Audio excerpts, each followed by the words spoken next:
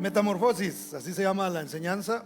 Qué bueno que estamos aquí. A ver, dígale al que está a su lado, qué bueno que estamos aquí.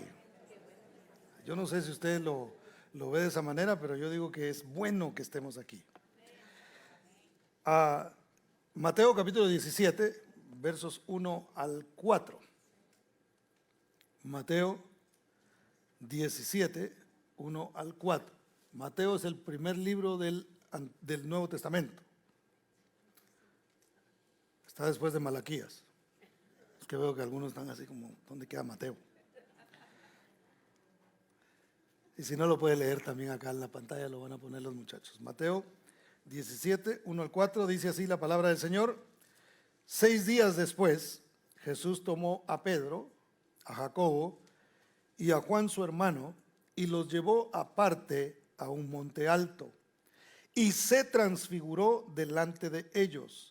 Y resplandeció su rostro como el sol, y sus vestidos se hicieron blancos como la luz. Y he aquí, les aparecieron Moisés y Elías hablando con él. Entonces Pedro dijo a Jesús: Señor, bueno es para nosotros que estemos aquí. Si quieres, hagamos aquí 3 enramadas, una para ti, una para Moisés y una para Elías. Incline su rostro y oramos. Padre, te damos gracias por tu bondad, por tu misericordia, por tu amor y por tu palabra. Bendito Dios, tomamos un momento para encomendarnos a ti, precioso Señor, para que tu Espíritu Santo, oh Dios de la gloria, tome control de mi vida, de mi ser, de mis palabras, precioso Dios, y que la palabra, Señor, que salga de mi boca sea realmente saliendo de la tuya. En el nombre precioso de Cristo Jesús, nosotros creemos que tu palabra es poderosa, Señor, poderosa para cambiar, para transformar, para consolar, oh Dios bendito, por lo cual te pedimos que conforme a nuestra necesidad, así ministres nuestras vidas en este día. En el nombre precioso de Cristo Jesús, te agradecemos, Señor. Amén y amén. Una vez más, este pasaje es conocido por la mayoría de los que estamos aquí, y a través de este pasaje, mis hermanos, nosotros podemos aprender una lección simple y práctica. Aunque la palabra tiene profundidades, aunque en la palabra podemos encontrar nosotros ciertas cosas que no se ven a simple vista o no se pueden leer a simple vista, realmente podemos encontrar en esa profundidad una lección práctica para nuestras vidas. Y para entender un poquito más la historia que vamos a ver este día, que esa pequeña parte de la historia es la historia de la transfiguración, cuando Cristo subió al monte y se transfiguró, es decir, tuvo una metamorfosis, tuvo un cambio así que fue muy fuerte. Ahora, ¿qué pasó antes de eso, mis hermanos? Para entenderlo un poquito mejor, lo que sucedió fue, si usted lo lee, después lo puede leer en su casa, Jesús estaba con sus discípulos preguntándoles, hace un par de semanas predicamos algo acerca de eso. Jesús estaba hablando con sus discípulos y preguntándoles quién decía la gente que él era, y ustedes saben, dieron diferentes respuestas, y Pedro fue el que dijo: tú eres el Cristo, el Hijo del Dios viviente, y el Señor entonces lo afirma por haber dicho eso. Y después que esto sucede, mis hermanos, Jesús, después que Pedro declara: tú eres el Cristo, es decir, tú eres el Mesías que estaba esperando Israel, él declara que Cristo es el Salvador. Ahora recordemos que en ese tiempo se tenía la idea de un Mesías y un Salvador como alguien que iba a llegar a ser un líder político. Entonces ellos dijeron: sí, lo que nosotros habíamos creído se ha convertido en una realidad. Él es el Mesías, el Hijo del Dios viviente. Pero de repente Jesús comienza en los siguientes versos, comienza a hablar de que era necesario que él fuera crucificado, que él muriera en la cruz, que él fuera a la muerte. Entonces eso causó cierta confusión en los discípulos, porque dijeron: no entendemos. Acabamos de decir que él es el Mesías, él aceptó ser el Mesías, él aceptó ser el Salvador, y ahora está diciendo que va a morir. Entonces no tenía sentido para la mente de ellos entender que alguien que iba a ser un líder político se convirtiera de repente en alguien que iba a morir dentro de poco. Entonces eso es como que alguien diga, mire, yo tengo proyectos de hacer esto y de hacer el otro, pero me quedan 3 meses de vida, ¿no? O sea, no tendría sentido que alguien se ponga a hacer planes cuando realmente está a punto de morir. Entonces los discípulos no entendían esto. Pero entonces Jesús dice algo, Mateo capítulo 16 y verso 28, que es precisamente un verso antes de que comience el capítulo 17. Dice, de cierto os digo que hay algunos de los que están aquí que no gustarán la muerte hasta que hayan visto al Hijo del Hombre viniendo en su reino. Y esto traía entonces confusión una vez más. Era como un estira y encoge, ¿verdad? Porque entonces dice el Señor, bueno, yo estoy a punto de morir, pero algunos de ustedes no van a morir hasta que me vean a mí viniendo en mi reino. Imagínense, ni nosotros lo entenderíamos bien porque diríamos, bueno, pero cuando Él venga, eso no ha sucedido todavía, cuando Él venga a establecer el reino sobre la tierra. Entonces, ¿a qué se refería el Señor y quiénes eran estas personas que iban a verlo a Él en su reino? ¿Quiénes eran estas personas? Bueno, eran Pedro, Jacobo y Juan. ¿Dónde sucedería realmente eso? Eso sucedería en el monte de la transfiguración. Cuando Jesús estaba diciendo que verían su gloria, que lo verían a Él tal y como Él es realmente, entonces estaba hablando de ese momento cuando ellos subirían al monte de la transfiguración y estos tres serían testigos de la gloria maravillosa de Cristo Jesús y escucharían la voz audible del Padre diciendo, este es mi Hijo amado en quien yo tengo complacencia. Dele ese fuerte aplauso al Señor porque Él es bueno. Entonces en el verso 1 dice, 6 días después Jesús tomó a Pedro, a Jacobo y a Juan su hermano y los llevó aparte a un monte muy alto. Y aquí sucede la transfiguración. La palabra transfiguración, como la mayoría de ustedes quizá lo saben, es la palabra griega metamorfó. Metamorfó, desde donde se deriva la palabra nuestra en español, metamorfosis. Él tuvo un cambio. Ahora, esta era la anticipación de la gloria de su reino. Jesús estaba mostrando a ellos como el Rey de Reyes y Señor de Señores. Usted se imagina a Pedro, por eso es que Pedro es el que se mete ahí a hablar, ¿verdad? Porque Pedro, acordándose que era él el que había dicho, tú eres el Cristo, el Hijo del Dios viviente. Era Pedro el que lo había declarado. Y al haberlo declarado, después en ese monte, mira la realidad de lo que él había hablado. Note, a veces nosotros podemos tener un conocimiento de quién es Jesús, pero puede ser un conocimiento intelectual solamente. Necesitamos ir al siguiente paso, donde nosotros digamos, yo no solamente quiero conocerlo por lo que la historia me muestra o por lo que me han enseñado. Yo quiero experimentar la gloria misma del Señor. La invitación que recibieron estos 3 varones en su momento es una invitación que hoy Dios nos hace a nosotros, que no solamente lo conozcamos en nuestra mente de manera intelectual, sino que tengamos una experiencia con la gloria de Dios, que no podamos olvidarla jamás. ¿Cuántos dicen amén? ¿Cuántos dicen amén? Tenemos que ver al Cristo transfigurado. Algunos ven al Cristo crucificado nada más, hermano. Y miren el crucificado de veras. Yo respeto, si a usted le gusta cargar una su cruz ahí, esa es cosa suya. Pero yo no tengo un Cristo que está en la cruz, porque estuvo muy poco tiempo ahí. Fue a la tumba y tampoco duró mucho. Al tercer día se levantó con poder y con gloria. El Cristo que yo sirvo, el que yo sigo, está vivo, está resucitado y quiere mostrarme su gloria. Entonces vamos a conocer a Jesús de manera intelectual, pero tenemos que conocer su gloria. Si usted confesó lo mismo que confesó Pedro, Señor, tú eres mi Salvador y te recibo, te acepto como mi Señor y mi Salvador, lo próximo es ver la gloria. porque la gloria para el cristiano es muy importante.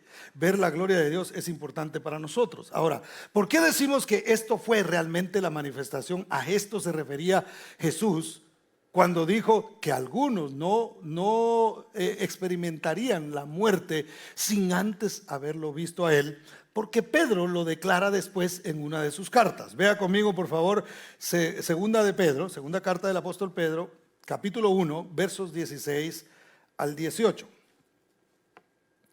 Cuando lo tenga me dice amén, y si no, lo lee aquí en la pantalla. Perdón que hoy no trajimos código, pero se nos fue de vacaciones el que lo hace. Saludo allá hasta Disneylandia. Espero que ande evangelizando a Mickey. Qué bien que lo necesitan, ¿eh? Dice, segunda de Pedro 1, 16 al 18, dice, porque no nos hemos dado a conocer, no os hemos dado a conocer el poder y la venida de nuestro Señor Jesucristo, siguiendo fábulas artificiosas, sino como habiendo visto con nuestros propios ojos su majestad. Pues cuando Él recibió de Dios Padre honra y gloria, le fue enviada desde la magnífica gloria una voz que decía, este es mi Hijo amado, en el cual tengo complacencia. Y nosotros oímos esta voz enviada del cielo cuando estábamos con Él en el Monte Santo. Entonces Pedro declara más adelante, dice, nosotros no les hemos mostrado simplemente con alguna fábula por ahí quién es Jesús, sino que lo vimos con nuestros propios ojos, y a través de lo que causó en nosotros es que estamos mostrando su gloria. Ahora, esto es muy importante, mis hermanos, porque yo puedo hablar de un montón de cosas y puedo decir y puedo contar de cosas que Dios ha hecho y que yo he visto, pero realmente la gente lo que va a ver en nosotros es la gloria que se ha manifestado en nuestras vidas.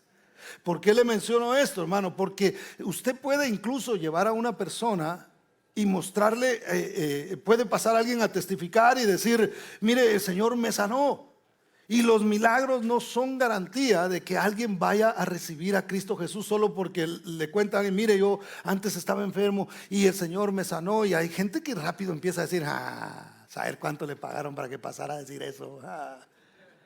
Se levantó de la silla de ruedas. Son contratados, ahí los agarran y luego los paran para que la gente piense. Y qué sé yo, de pronto hay alguno que haga ese tipo de cosas. Pero eso realmente no es una garantía para que la gente crea en Cristo Jesús. Lo que va a hacer que la gente crea en Cristo Jesús es el testimonio de lo que ven en nosotros, porque antes éramos una persona totalmente distinta. La gloria de Dios vino a nosotros, reconocimos que Jesús era el Cristo, el Hijo del Dios viviente, y entonces vimos su gloria como del unigénito del Padre, lleno de gracia y de verdad. Y esa gloria que está sobre el Señor es la que nos cambia, nos transforma a nosotros, y es la que da testimonio de que Cristo está vivo. La única manera en que la gente va a saber que el Cristo al que nosotros adoramos es un Dios vivo es a través de los cambios que experimentamos en la transfiguración, en la transformación de nuestras vidas, hermano, que antes éramos de una manera y ahora somos de otra.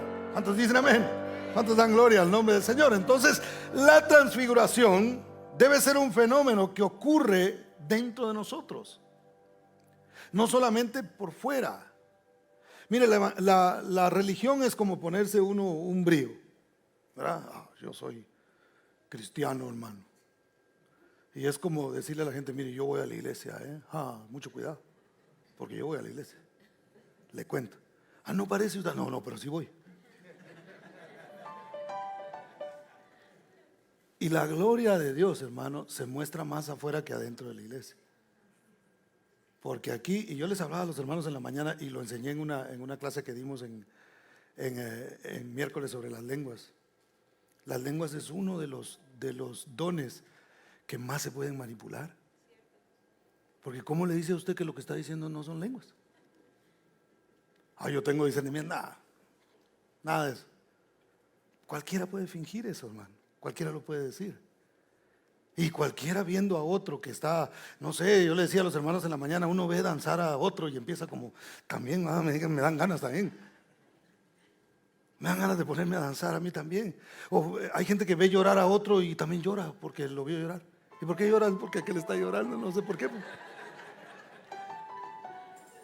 Entonces eso se puede de alguna manera seguir porque uno ve a alguien que lo está haciendo. Pero lo que nadie puede cuestionar, hermano, es el cambio que la gloria de Dios ha traído en nuestros corazones.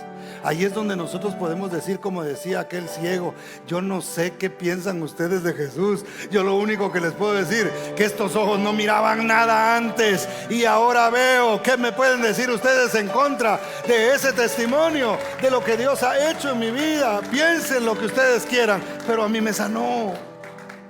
Entonces la gente puede pensar y puede tener concepto de Cristo, el que quiera, pero a mí me sanó, pero a mí me cambió. Y no ha terminado, ¿verdad? Sigue el cambio todavía seguimos en el proceso. Pero esa gloria es realmente la que se debe manifestar en nosotros. ¿Cuántos dicen amén?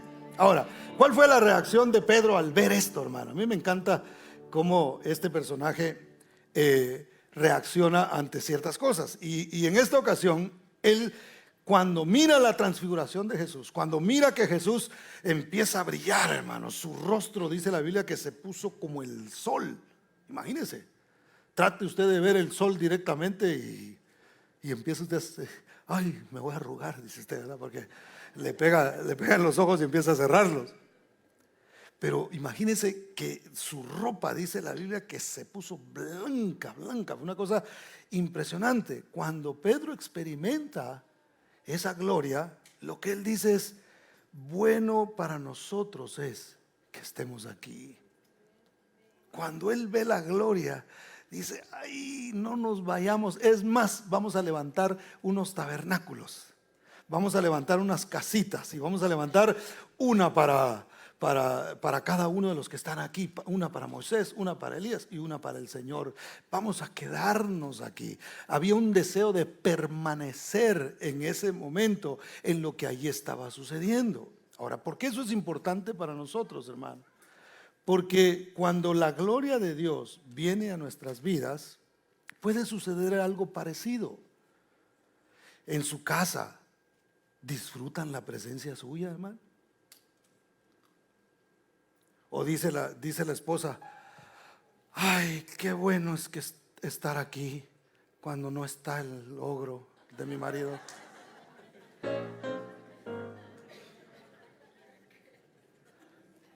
O dice el esposo, entra, ¿verdad? Por ahí por el garaje y dice, ya vino.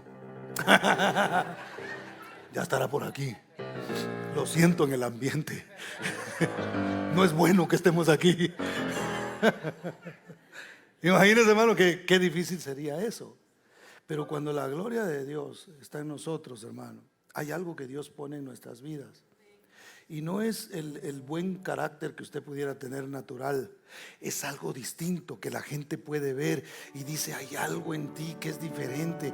Yo no entiendo cómo es que son las 8 de la mañana y no tienes mal humor. No entiendo cómo es que pasan las horas de trabajo y te pasan tantas cosas y todavía sales del trabajo cansado y estás sonriendo. Yo no entiendo, no sé qué es lo que pasa contigo. Eso solo lo hace el Espíritu Santo. Eso solo lo hace la gloria de Dios en nuestras vidas. Es por eso que nosotros tenemos que buscar la transfiguración, hermano, en cada uno de nosotros. Pedro dijo, es bueno que estemos aquí. ¿Qué dicen los tuyos? ¿Qué dicen los hijos? Qué bueno que ya vino papi. Hay unos que llegan a la casa y hasta el perro sale corriendo, hermano, porque dice, ya llegó, ya está aquí. Entonces, la metamorfosis es algo que debe suceder en nosotros. La gloria del reino de Dios debe aparecer en nuestras vidas. Ahora, ¿cómo logramos eso, hermano? ¿Cómo lo hacemos? Primero, reconociendo que el cambio debe existir dentro de nosotros. Vaya conmigo a los Corintios, capítulo 3, y comenzando en el verso 3.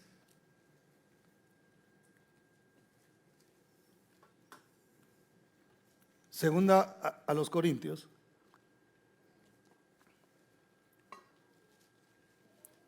capítulo 3, versos 3 en adelante, al 9. Dice así: siendo manifiesto que sois carta de Cristo, expedida por nosotros, escrita no con tinta, sino con el Espíritu del Dios vivo, no en tablas de piedra, sino en tablas de carne del corazón. Los mandamientos primeros fueron escritos en piedra, pero hoy el Señor los pone en nuestro corazón. Los mandamientos primeros no podían tener un efecto en nosotros, aunque fueron con gloria, aunque el Espíritu de Dios estuvo presente, aunque fueron escritos con el dedo de Dios, no podían tener un efecto en nosotros como nosotros lo podemos ver ahora. Ahora se lo explico un poquito mejor. Dice el verso 4: y tal confianza tenemos mediante Cristo para con Dios.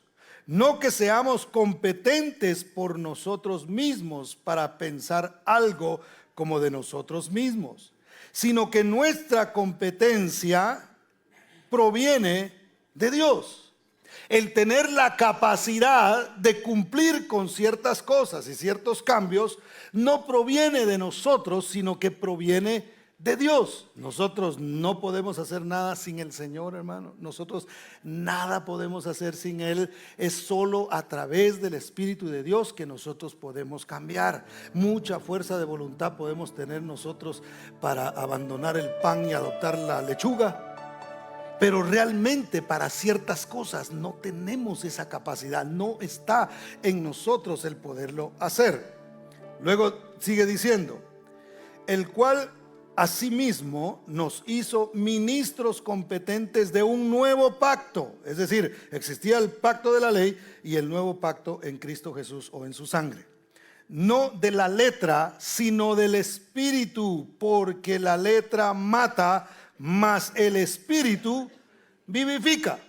Le mencionaba a los hermanos que vinieron en el primer servicio que a mí me daba risa siempre, me da risa ahora. Al principio me ponía a pensar, ¿será que eso quiere decir? Porque hay gente que interpretaba esto, que dice que la letra mata, como, entonces no hay que leer, hermano. No hay que leer mucho porque la letra mata. Si uno lee, no sé, pensaban que del libro iban a salir letras y les iban a disparar así en el corazón, o de pronto se iban a quedar dormidos y un libro muy pesado les iba a caer en la frente y los iba a matar. Entonces, y realmente no está hablando de eso, sino que el ministerio de la letra es el que es para muerte. La ley se escribió para dejarle saber a la gente qué tan pecadora era. Por eso es que la Biblia dice que la ley es un ayo, que es un tutor, es alguien que te toma de la mano y te enseña y te guía. Entonces la ley es para dejarnos saber a nosotros que somos culpables. Cuando nosotros vemos los mandamientos del Señor, rápido podemos pensar en algo en lo que nosotros hemos fallado. Y si fallamos en uno, fallamos en toda la ley. Eso es lo que la Biblia dice. Entonces, ¿para qué la escribió el Señor? ¿Para qué fue eso? Para decirnos: tú necesitas a un Salvador, necesitas a un Redentor. Es para que nosotros veamos y digamos: si todo esto, si la paga de esto es la muerte, yo estoy muerto. Yo merezco la muerte. Pero entonces, ¿qué necesito? Necesito a un Redentor que venga y diga: yo voy a pagar por los pecados que Él cometió, para que entonces Él pueda ser justificado. ¿Cuántos dan gloria al nombre de Cristo Jesús? Entonces, sigue diciendo: y si el ministerio de muerte grabado con letras en piedras fue con gloria, tanto que los hijos de Israel no pudieron fijar la vista en el rostro de Moisés a causa de la gloria de su rostro, la cual había de perecer. Note, cuando Moisés subió al monte, la gloria de Dios se manifestó. El dedo de Dios comenzó a escribir la ley en la piedra, y aún de esa gloria recibió Moisés en su rostro, de tal forma que cuando él regresó abajo y el pueblo lo vio, no lo podían ver directamente. Eso era solo el resplandor, ¿no? La gente decía: no, traes algo en la cara que No, y Moisés tuvo que ponerse un velo. Y eso representa también el velo que existía en el templo. Porque la gloria de Dios solo se manifestaba en el lugar santísimo. Y había un velo. Nadie tenía acceso a entrar ahí, sino solamente el sumo sacerdote una vez al año. Y en este caso había sido Moisés quien había tenido ese acceso a la gloria de Dios. Solo a él le brillaba el rostro y todos los demás ni siquiera podían verlo, hermano. Era algo impresionante. Ahora, todo eso se manifestó con la gloria de Dios. Y luego dice el verso 8: ¿cómo no será más bien con gloria el ministerio del Espíritu? Porque si el ministerio de condenación fue con gloria, mucho más abundará en gloria el ministerio de justificación. Porque ahora no es un sumo sacerdote que entra, hace un sacrificio y él simplemente contempla la gloria de Dios y todos los demás a oír lo que él les va a contar. Hoy usted y yo, por medio de nuestro sumo sacerdote, que es Cristo Jesús, que entró y rompió y rasgó el velo desde arriba hasta abajo, ha abierto ahora el camino para que usted y yo podamos entrar y contemplar la gloria de Dios, así como lo hicieron Pedro, Jacobo y como lo hizo también Juan. ¿Cuántos dan gloria al nombre del Señor? Él abrió el camino para nosotros. Ahora, la gloria del antiguo pacto era algo temporal. Moisés mismo, hermano, no podía mantener el brillo en su cara. De hecho, yo me imagino que un día fue por ahí, no sé si ya habían espejos en ese tiempo, pero por ahí de pronto fue al agua, ¿verdad? Y se vio y dijo: ya no me brilla la cara. ¿Y qué van a decir los israelitas? Que ya se me fue la gloria. Y se ponía el velo. Se volvía a poner el velo para fingir que todavía tenía la gloria. Ahora, la religión es algo parecido. Cuando no hay gloria de Dios, hay que fingir. Hay que poner cara de creyente. Mira al que está a su lado y mire la cara de creyente que tiene aquí en la iglesia. Tremenda, ¿verdad? Usted dice: no, hombre, hasta ganas de llorar me dan. Entonces, realmente fingir la gloria es algo relativamente fácil, pero tener la gloria es algo diferente. Y eso es lo que Dios quiere hacer en nosotros. No quiere que nosotros simplemente tengamos una religión de domingo, sino que nosotros tengamos una relación con Dios todos los días. Que todos los días yo pueda subir al monte en un sentido figurado y decir: yo quiero una vez más estar delante de la gloria de Dios para seguir recibiendo de esa gloria, y que esa obra que se comenzó en mí se perfeccione hasta el tiempo en que Cristo venga. Que Él siga haciendo la obra en mi vida, que en mi corazón siga habiendo de la gloria de Dios. Versos 12 y 13 dice: así que teniendo tal esperanza, usamos de mucha franqueza. Seamos francos, dijo él, y no como Moisés, que ponía un velo sobre su rostro para que los hijos de Israel no fijaran la vista en el fin de aquello que había de ser abolido. Ese era un mensaje para ellos también, porque Moisés era un representativo de la ley. Entonces decía: mira, esta gloria que ahora ustedes están viviendo se va a desaparecer, pero la que quiero traer por medio del nuevo pacto es una gloria permanente, es una gloria constante, es una gloria que no se desaparezca, que podemos seguir. Es un gozo que no lo recibo el domingo y el lunes ya no lo tengo. Mire, por eso es que nosotros necesitamos volver. Moisés tuvo que volver. Moisés dijo: ya no me brilla, una de dos, lo finjo o me voy a buscar más gloria. Entonces nosotros tenemos que tomar una decisión. Si ya el brillo se empieza a desaparecer, o nos ponemos la cara de religiosos, o vamos de regreso a buscar la gloria. Necesitamos de la gloria del Señor. Por eso es, hermano, que yo no creo en cosas, en eventos que cambien a la gente de la noche a la mañana. No existe eso. Usted se ha fijado cuando vamos a retiros, por ejemplo, y la gente viene con un brillo, hermano, que dan ganas de tirarles una sábana encima, ¿verdad? En la cara. Y fuimos al retiro de parejas, y venían las parejas, hermano. de la mano así. Una cosa tremenda, se miraba la gloria de Dios en ellos. Pero después de 3 días, no sé si esa gloria siguió. Y a veces dura poco. Entonces hay que volver otra vez. Hay que ir a buscar de esa gloria otra vez, hasta que eso se vaya quedando y vaya siendo permanente, y ciertas cosas comiencen a ser derribadas de nuestro corazón y de nuestra mente, y el que empezó la buena obra en nosotros la vaya perfeccionando hasta el día de Jesucristo. ¿Cuántos dicen amén? Denle ese aplauso fuerte a Cristo, porque Él es bueno. Entonces la luz de Cristo nunca disminuyó, hermano, aunque esa visión la tuvieron solamente estas 3 personas. Él estaba mostrando realmente lo que había dentro de él. Y como le mencionaba a los hermanos en la mañana, que yo escuché algo que me encantó, que decía que el verdadero milagro de Jesús no estuvo en el brillo. O sea, el milagro no es que Él brillara ese día en el monte de la transfiguración. No estaba ahí el milagro. El milagro realmente estaba en cómo le había hecho para ocultarla por 33 años. Y no se había mostrado.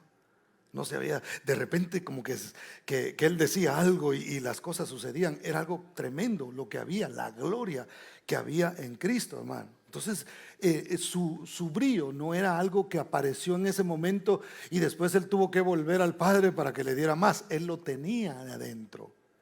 Y eso es lo que Él quiere hacer en nuestras vidas: instalar su luz en nuestros corazones, escribir, hermano, con tinta del Espíritu en las tablas de nuestros corazones sus mandamientos, que vienen con el poder del Espíritu Santo para cumplir lo que Dios requiere de nuestras vidas. ¿Cuántos dicen amén? ¿Cuántos dan gloria al Señor? Denle un aplauso fuerte al Señor, porque Él es bueno. Entonces, veamos el verso 15 y 16. Dice: y aún hasta el día de hoy, cuando se lee a Moisés, el velo está puesto sobre el corazón de ellos. Les quedó un velo, hermano. Pero cuando se conviertan al Señor, el velo se quitará. O sea, no hay manifestación de gloria si nosotros no nos convertimos a Jesús. Por eso es que separados del Señor, nada nosotros podemos hacer. Verso 17: porque el Señor es espíritu, y donde está el espíritu del Señor, allí hay libertad. Vuelvo y repito, aquí en la iglesia, hermano, hay libertad. ¿Cuántos dicen amén? ¿Cuántos son libres? Hermano, empezamos a cantar uno de esos cantos de libertad y yo le aseguro que esto se arma aquí el bailongo, ¿verdad? Para el Señor, por supuesto. Se pone buena la cosa. Y aquí es relativamente sencillo mostrar esa libertad. Digan amén, hermano, amén. Usted tiene libertad para decir amén. Pero ¿qué tal cuando tengo que enfrentar en el mundo lo que tengo que enfrentar? Y donde está el Espíritu de Dios, ahí hay libertad. Si yo estoy luchando con algo, ¿qué necesito realmente? ¿Fuerza de voluntad? No. Necesito al Espíritu de Dios, porque donde está el Espíritu de Dios, ahí hay libertad. Es el Espíritu de Dios el que rompe las cadenas, el que rompe las ligaduras. Y sucederá que a causa de la unción el yugo se pudrirá. Entonces es Dios, es la presencia, es la gloria de Dios, el Espíritu de Dios, el que nos ayuda a nosotros a cambiar. Ahora, ¿cómo ocurre el cambio en nosotros, hermano? De tal manera que nosotros también podamos brillar y que la gente diga: qué bueno es estar cerca de ti, qué bueno es tenerte como amigo, qué bueno es tenerte como compañero, qué bueno es que seas mi esposa, que seas mi esposo, dirá alguna hermana. Qué buenos hijos tengo yo. O cómo nosotros podemos ser buenos hijos, cómo nosotros podemos llegar a ese nivel, hermano. Verso 18 dice: por tanto nosotros todos, mirando a cara descubierta como en un espejo la gloria del Señor, somos transformados, una vez más, metamorfosis. Somos transformados de gloria en gloria en la misma imagen, como por el Espíritu del Señor. ¿Qué significa esto? Que cuando yo me acerco a la gloria de Dios, yo recibo un brillo, en un sentido figurado. Pero debo reconocer, debo ser franco, de que unos días después ese brillo va a empezar a disminuir. Entonces, ¿qué necesito? Volver otra vez a ver la gloria de Dios. Y ver la gloria de Dios es vernos en la palabra de Dios, hermano. Es vernos en Cristo Jesús. A veces nosotros nos andamos comparando con medio mundo, buscando al más malo para nosotros vernos bien. Porque si yo busco a alguien malo y yo me pongo al lado, hermano, instálenme las alas, porque yo soy un ángel a comparación de este. Pero si yo voy a la gloria de Dios y miro a Cristo, digo, ¡ay! ¿Cuánto me hace falta? Entonces, ¿qué pasa? Que no me tengo que poner velo para fingir. Tengo que venir a verme en la gloria de Dios. Y cada vez que yo vengo y pongo la cara frente a la gloria de Dios, que es su palabra, hermano, entonces comienzo a ser transformado y comienzo a ser cambiado. Es de gloria en gloria. No es una gloria, no es un evento, no es una campaña, no es un retiro. No son esas cosas las que nos van a cambiar. No es el evangelista más ungido que pone las manos sobre nosotros y nos hace cambiar, o cualquier ministro. Lo hace la gloria de Dios cada vez que yo vengo y me expongo a ella y me miro y digo, todavía me falta. Aquí ya avancé un poquito, sigo cambiando y sigo viniendo a la gloria de Dios. Y Dios entonces, de gloria en gloria, va causando una metamorfosis en mí, de tal manera que yo vengo a ser como la imagen de Cristo, que no lo vamos a lograr en esta tierra, en esta vida, porque vamos a tener que seguir luchando, porque de eso se trata. Pero tenemos que ponernos delante de la gloria de Dios. Ese es nuestro espejo, a cara descubierta, a decirle, Señor, aquí estoy tal y como soy.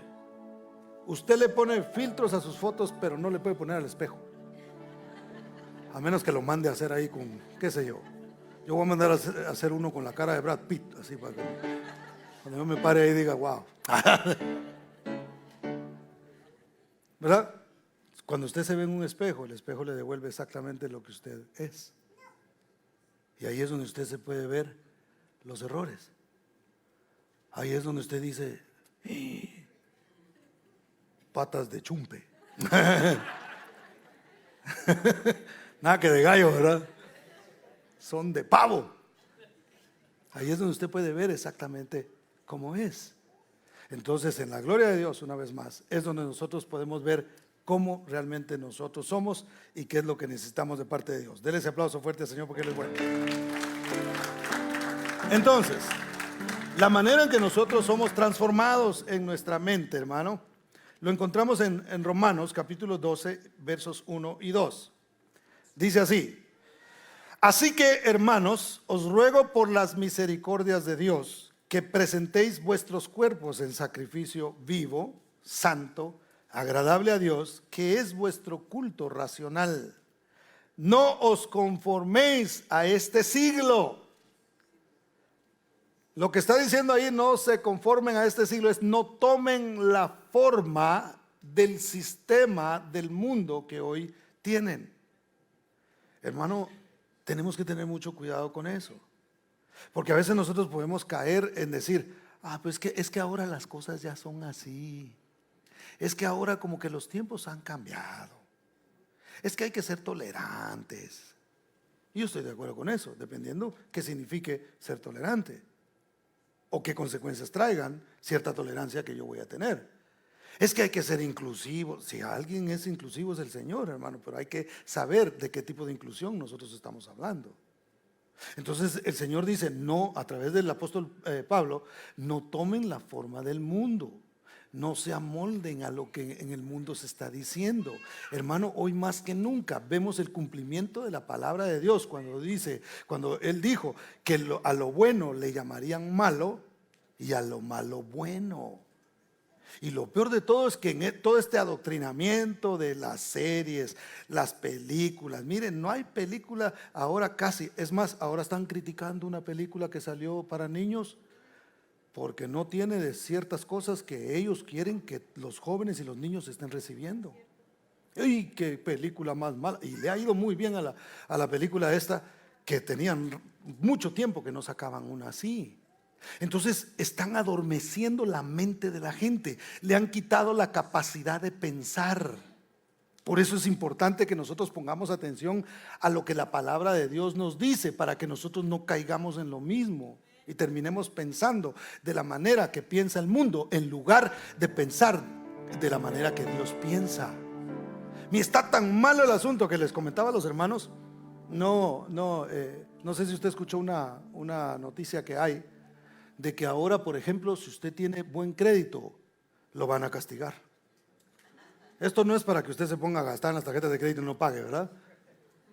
Pero le cuento la ley que comienza mañana. Por cierto, no la pasaron en el Congreso, sino que fue una orden ejecutiva que firmó el mismo presidente.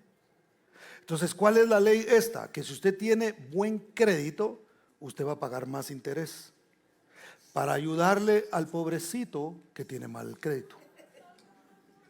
Entonces, tener mal crédito, y de pronto es una buena noticia para alguien aquí, ¿va? Que me está viendo pues a través de las redes sociales. Si usted tiene mal crédito, si alguien tiene mal crédito, le van a dar un interés más bajo. Entonces van a castigar al que ha hecho bien las cosas para recompensar al que las ha hecho mal o se ha equivocado. ¿Me voy a entender? Mire, solo con eso nos damos cuenta cómo realmente está funcionando el mundo. Haz lo malo y se te va a recompensar. Piensa mal, piensa como nosotros y vas a ver que todo el mundo te va a amar. Y todos te van a decir que eres bueno y que eres cool y que eres en las escuelas. No, haz mal y vas a ser aquí parte de nosotros. Si tú haces bien y dices que eres cristiano, uy, no, eso te van a...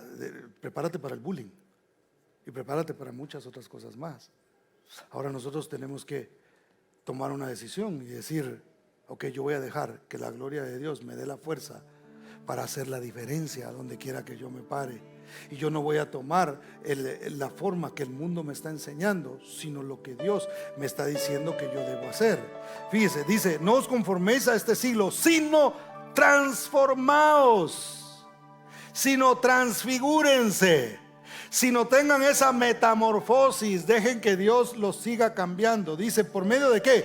Por medio de la renovación de vuestro entendimiento, para que comprobéis cuál sea la buena voluntad de Dios, agradable y perfecta. Hoy lo que está tratando de hacer el mundo es quitarnos a nosotros la capacidad de pensar. Por eso es que se inventan tanto aparato, para que usted no piense.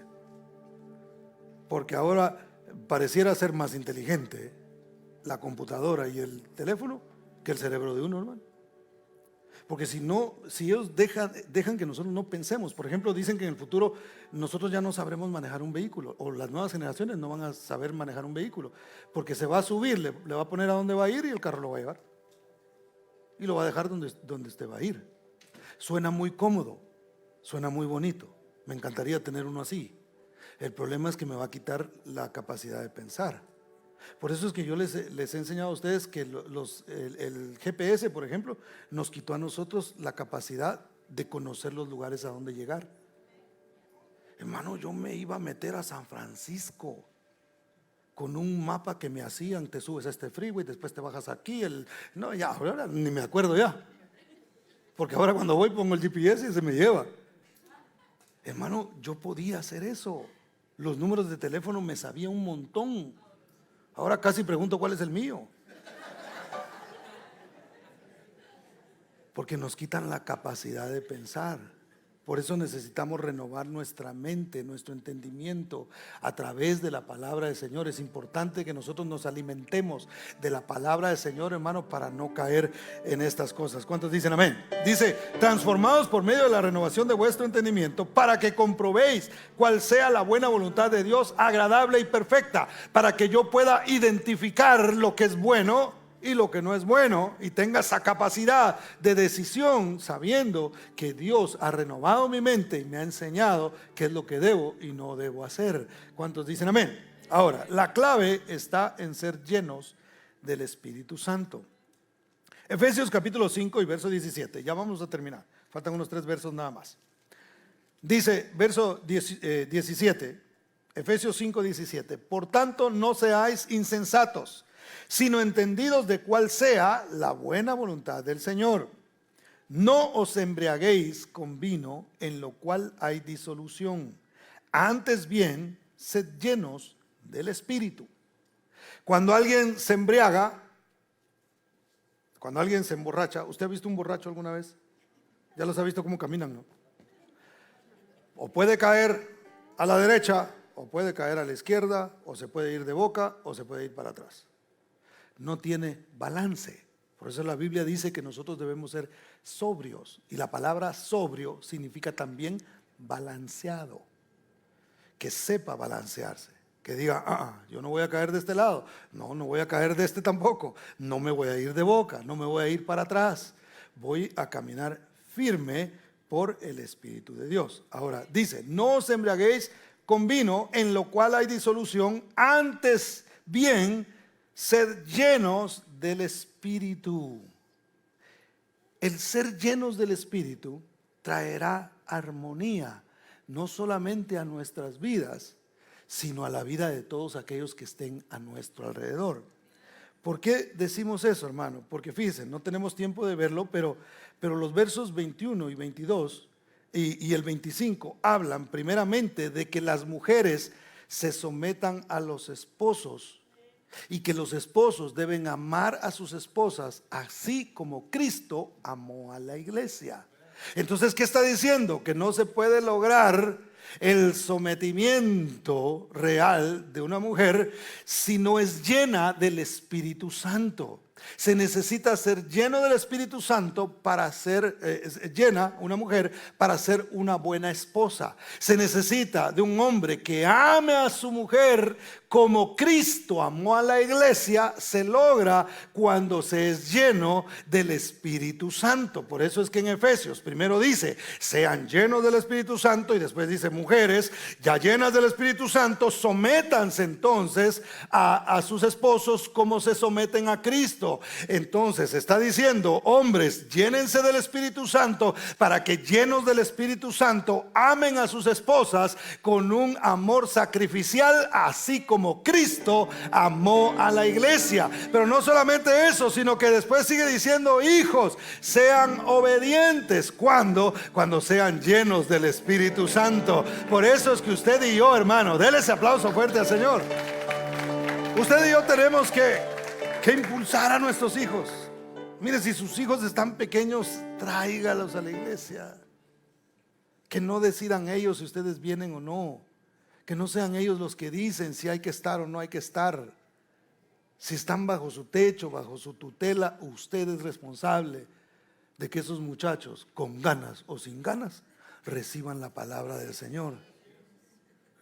Porque a veces no dan ganas, ni a los adultos, ¿verdad?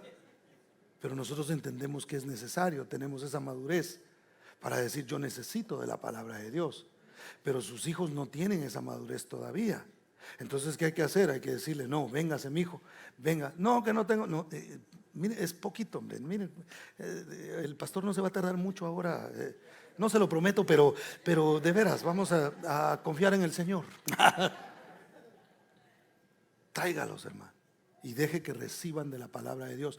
Si el mundo está obligando a los muchachos a meterles un montón de basura en la mente, hermano, ideologías y todo ese montón de cosas diabólicas, ¿cuánto más nosotros no deberíamos con el Espíritu de Dios decirle, mi hijo, esto es bueno para usted? Usted quizá no lo entiende en este momento, pero le aseguro que cuando esté mayor, usted va a agradecer el hecho de que yo le haya enseñado la palabra y que yo lo haya impulsado a ir a la iglesia. Tráigalos desde que están pequeños, preséntelos al Señor, haga todo lo que tiene que hacer con tal de que reciban de la gloria de Dios desde pequeños. Y la palabra del Señor dice, instruye al niño en su camino y cuando fuere viejo no se apartará de ella. ¿Cuántos dicen amén? Denle ese aplauso fuerte a Cristo porque Él es bueno. Una persona llena del Espíritu Santo es un buen trabajador, hermano. Miren, esa es otra cosa. Dice Efesios 6:5, siervos, obedeced a vuestros amos terrenales con temor y temblor, con sencillez de vuestro corazón, como a Cristo. Hay algunos que a veces son malos trabajadores, hermano. Mire, para nosotros como pastores es bien difícil a veces cuando nos damos cuenta que alguien no es un buen trabajador. Cuando nos dicen, a mí me han llamado, hermano, O cuando alguien hace algo malo. Mire, ese que vaya a su iglesia hizo esto y esto aquí. Yo le digo, ay, ¿yo qué culpa tengo? Les digo. Yo aquí le hablo de la gloria de Dios. Él decide si quiere aplicarla o no a su vida. Pero qué lamentable es que nosotros no podamos dar un testimonio de buenos empleados cuando somos hijos de Dios. Entonces por eso es que el mandamiento es que llénense del Espíritu Santo. ¿Para qué? Para que sean buenos siervos, para que con temor y temblor sirvan en sus trabajos, con sencillez de corazón, como si fuera Cristo, como si estuviera sirviendo a Cristo. Así hágalo. Y cuando usted haga eso, dará un buen testimonio de que realmente en usted está la gloria de Dios, que usted ha estado en la transfiguración, en la transformación de su vida. ¿Cuántos dicen amén? Denle ese aplauso fuerte al Señor porque Él es bueno. Y para terminar, somos llenos del Espíritu. ¿Cómo? ¿Cómo somos llenos del Espíritu, hermano? Por medio de la palabra. Yo quisiera decirle que es a través del toque mío, hermano. Vengan aquí, hagan una fila. Les voy a cobrar de a $20 cada uno. Muy barato, ¿eh? Y yo voy a poner la mano sobre ustedes y van a recibir el Espíritu. Yo quisiera decirles que así es. Y no se los cobraría, de veras. Eso era una broma. Pero no es así. Y ya con eso usted va a cambiar. Hay gente que sí piensa. Ay, ¿cuándo viene otro? Ay, ahí está. Ese tiene cara de ungido. Que ponga la mano así. Ya cambié. Le brilla un poquito la cara y al otro día ya no trae nada de brillo, hermano.